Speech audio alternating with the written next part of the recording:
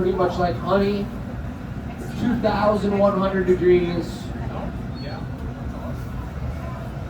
And he's going into the perp. Oh, sorry. That's the deep purple, folks. It's a beautiful color, and I know that many people out here know how glass color is made, you know. I know there's some people out there that do know. You may not, but does nobody? Somebody? How do you color the glass, folks? It's silica sand, it's melted at 2,000 degrees, and you add Crayola crayons. metals, minerals. I told you somebody knew what's up. Jeez. Are they earthly minerals or are they Marsian minerals? I was like, what other type is The there? first one, for sure. Yeah, definitely. You nailed that. Yeah, so that's basically how it goes down. This is manganese in this glass to make it purple. Very expensive, very powerful. Yep, and if we didn't use magnesium, we would get all sleepy. Yeah, that's right. It's true. So meanwhile, he actually, as he was twirling the pipe and just sending that around and doing his thing and talking at the same time, he introduced a bubble to the glass. So that's a hollow tube of molten magma right now. And he shaped it up. He kind of gave it a little bit of a taper, and he lined up his optic mold. And that's not a mold for making a piece, because I haven't even told you guys what he's making yet. We don't even know what the deal is. I have no idea. And he doesn't really even know either. But he does know that he's got this bubble that he's going to get as hot as he can manage. He's going to drop it into the mold and expand it into these 12 ribs. Unless he's going into the other mold, which is the Molten mold, folks. For the pineapple texture. Get a look at that. Whoa! Come on. I like that. Stop. French bill, Jake? What? Oliver! Where is our assistant? I haven't seen him in literally an hour and a half. Oliver, folks. On 3. 1, 2, 3. Let's go! No, the other Oliver. You've done a lot, Oliver, but you can't come up here and help out. Let's go. Let's do it. We need help. Other Oliver's sleeping in the back. He's not back there. He's not gonna say, oh! Oh, bathroom, that's no excuse. Well, he missed his opportunity now. Can we get some air? Oh, yeah. Hey, I'll do that. From him now. Alright. You better take a nap back there, pal. Whoa. Alright, now they're working as a team, folks. You can't blow glass as an individual. You can make small, very, ornate, little delicate items, like maybe a little raindrop, teardrop situation, dragons here as well. Have your landing foil and 3 leaves for the foot. Stemless. A stemless wine glass that's You're just going straight to. But you'll see that you can't blow glass with just one person. And it's one of the most beautiful things about blowing glass is not only do you have to have hands and you got to be capable and you got to learn and just become a champion if you can, you also have to be a communicator and you have to work with a team and be able to portray to them your image and your plan for what's going down and have the energy and the mojo of the studio correct. Otherwise, it just won't go down. Let's hear it from the rat section. Let's go. Yes. Let's hear it from everybody else, you guys. Make some noise. Rat section's louder. Very good. Oh, believe in me. All right, Chris is coming back in. You guys can see the color of that now that it's cooling down, and that glass probably just touched like 1,100 degrees, which is ice cold when you're working the material, especially when it's something thin like this, which is going to be a leafed, short stem kind of snifter goblet, and it will be for sale, folks. This is just coming right out of Chris's brain with the assistance of Oliver, and that's right. That's right. Yeah. Yeah. That's right. Shout out to the rat crowd. Yeah. Yeah. Come on. But as I was saying, the glass will literally, if it's this thin, it would just crack and fall on the floor if it drops below 1,000 degrees. Which if he walked out there and he came right back here, if he decided to turn back around and walk out the same distance, an extra like 30 seconds and come back again, by the time he made it back up here, the piece would have just cracked and fallen on the floor. And the thicker and thicker the glass gets, the more pressure it builds up on a molecular level of the changing temperature. The core being really hot and the outside cooling down really quickly. And a thick item like perhaps a softball, a medieval softball of solid glass would literally explode into a million pieces if it wasn't cooled down over at least 16 hours. So that's the art of glass blowing. They're talking about it. The art of glass blowing is temperature control, folks. That's what it's all about. So Chris is finessing this leaf into place here. He just took a nice cut from Oliver of, it looks like an iridescent gold color, which would just look like an amber until the very final heat when we pull out the metals and make it metallic in the last moment of its creation. That's definitely true. That's the amber right there with the silver in it. And as Oliver brings over identical amounts of glass with identical temperature and identical layers of color and shape and presentation and elegance and class, I'm a robot. then Chris is able AI. to finesse each leaf, or at least have the best opportunity as the gaffer, the person leading this piece, to finesse it into an equal leaf to its counterpart next to it, and then the third one, of course. Because you can't have a cup stand on two leaves. That's right, go Chris. I've been talking a lot here, folks. That's a lot of information, but if you guys have questions, I'm available to answer pretty much any sort of question within reasonable reason. Brad, answer the question. Favorite color? I love them all, but I really don't like yellow. I'm not a big yellow guy. Hey, what? Boo! Shame! I mean, it's a beautiful dress. She's got a great sticker and a great purse. And yellow is a great thing from time to time. It's just my least favorite color. Shame! Boo Who's this that? guy! All right, so let's hear it for all the people that actually don't like yellow out there. All right, there you go, folks. Thank you very much. Thank you very much. The rats would like to have a word with you. Just keep it down over there about the yellow. All right, so we got 3 leaves on here. If you guys haven't already noticed the situation, it's obviously being made horizontal, but it's being made backwards to start first. He's making the bottom of the glass.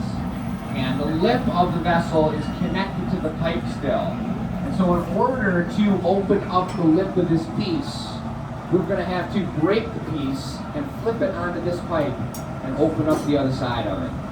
It's a very tender moment. The timing is very important. And Oliver, this is arguably, I mean, I tried to build up the importance of the leaves he was bringing and the presentation of that situation, but this is the most important thing Oliver's going to do within the next 35 minutes. Back row, can you see this? They can't even hear you. Well, come on up and squeeze into the front row. Let's go.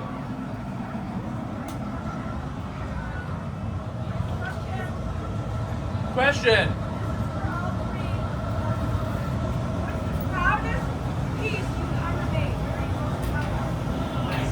The next one I'm gonna make. Wow. Proudest? Proudest. Well, you just Take it away, did see boys. us make a piece that had 5,000 leaves on it and was 14 inches tall. It was the most leaf we ever put on any goblet ever. So that one was pretty cool. That one was super tight. The triple combo, it was literally 14 and a half inches tall It with took like like 2 25 hours. leaves on it down the whole stem. It was ridiculous. Where is it? Can we see it? It's in the box It's in at the 1,000 oven. degrees, and if you guys have the right angle, which you guys might, when we drop this piece into the box at the very end, you might get a peek. Anybody sitting in the angle area? Yeah, the angle's Tell them to on. watch the show. Yes. Maybe they'll see it on the show. 30 leaves? You weren't counting in the front row, it's true. I was close. So here it is, folks. Very tender moment. He lines it up with the exact amount of pressure. Look at, he just touches it with his metal tweezers and taps the pipe. Woo! And it breaks. You guys, give him some love. Let's make some noise. That's a huge moment. Yes, let's go. Yellow power up here. What's up? So that's the flip around, very important. So now the leaves are the hottest and the lip that was just broken was the coldest. We need to flip the heat so that the lip can become available to manipulate.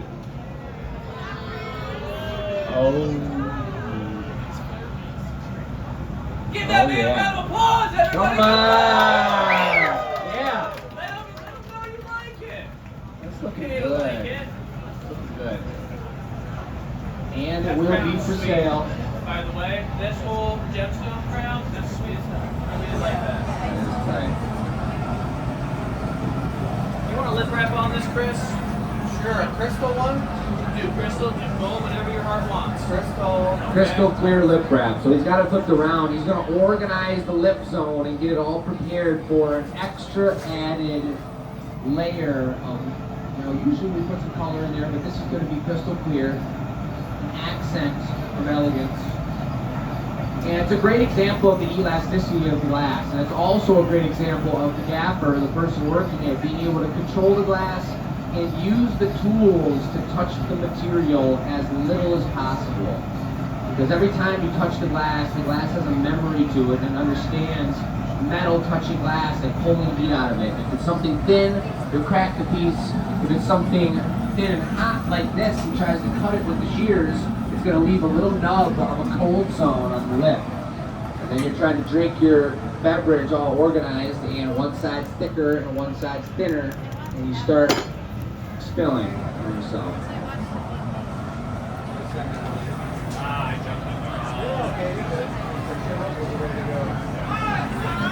As I'm lining up the timing, and you're going to notice Chris pulled it out, he's going to use the shears to cut the glass right now. And by the time he gets to the very end, the last cut, it's going to be pretty much solid again. The timing of this is super important, being so thin up on the lip that you got to just make it happen. You know? They know. Logically.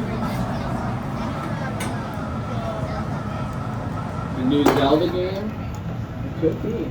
Kind of mysterious and like fantasy, mythical, Renaissance-ian leaf chalice, pretty much. That's what it is. Crystal clear, he's dropping it on there.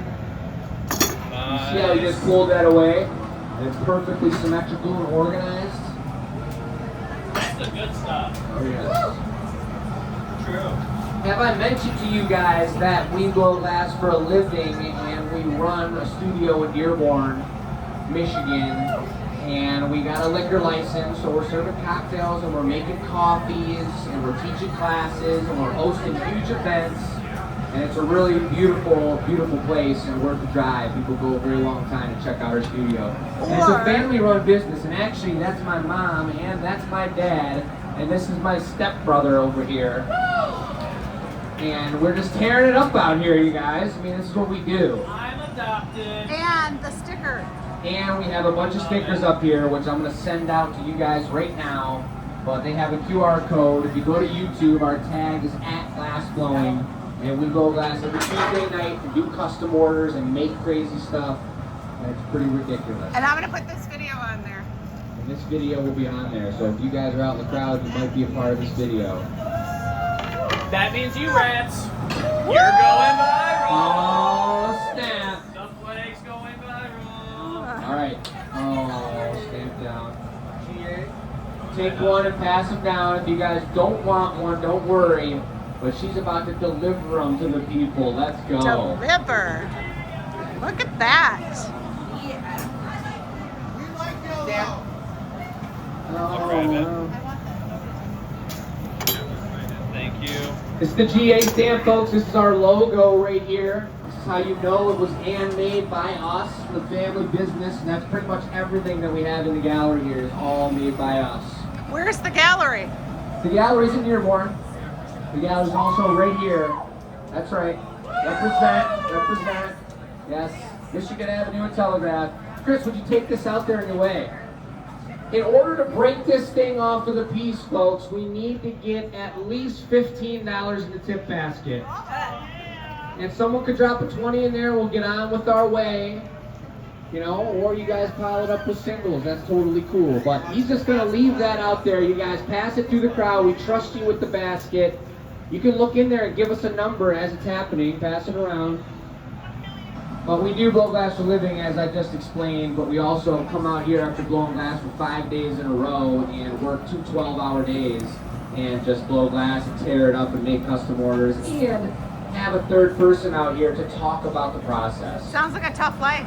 So if you guys learned anything today, throw a buck in there. It's pretty cool. We like to do what we can to educate the people, and that's what it's all about. It's community. It's a community-oriented craft, and you have to have the community to make this happen. So you guys are part of that community, and your loud cheers do help.